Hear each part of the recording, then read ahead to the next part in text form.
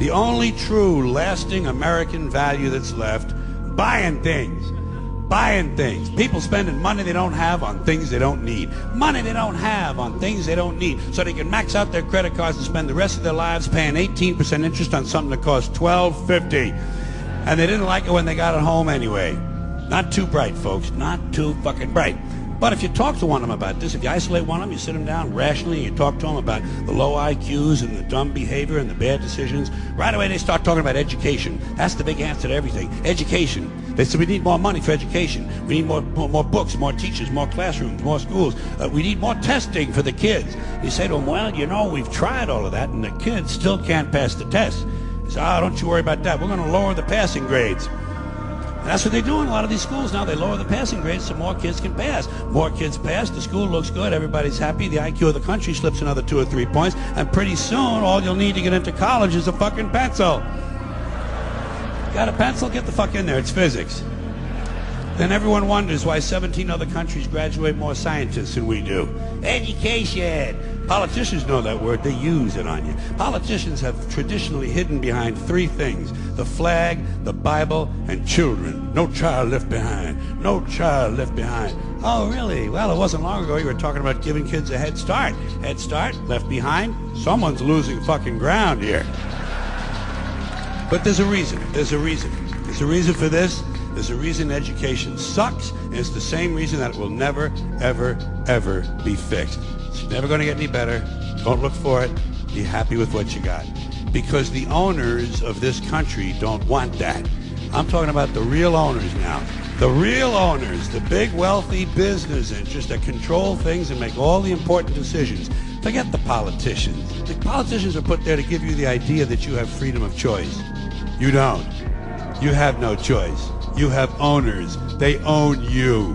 They own everything. They own all the important land. They own and control the corporations. They've long since bought and paid for the Senate, the Congress, the state houses, the city halls. They got the judges in their back pockets. And they own all the big media companies, so they control just about all of the news and information you get to hear. They got you by the balls.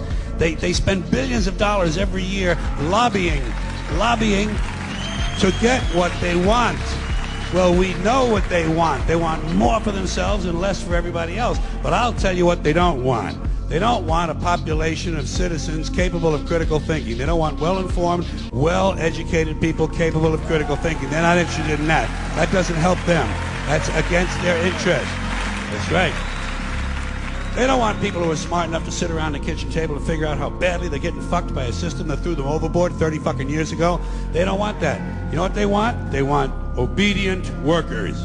Obedient workers. People who are just smart enough to run the machines and do the paperwork, and just dumb enough to passively accept all these increasingly shittier jobs with the lower pay, the longer hours, the reduced benefits, the end of overtime, and the vanishing pension that disappears the minute you go to collect it. And now they're coming for your Social Security money. They want your fucking retirement money. They want it back so they can give it to their criminal friends on Wall Street. And you know something? They'll get it. They'll get it all from you sooner or later, because they own this fucking place. It's a big club, and you ain't in it.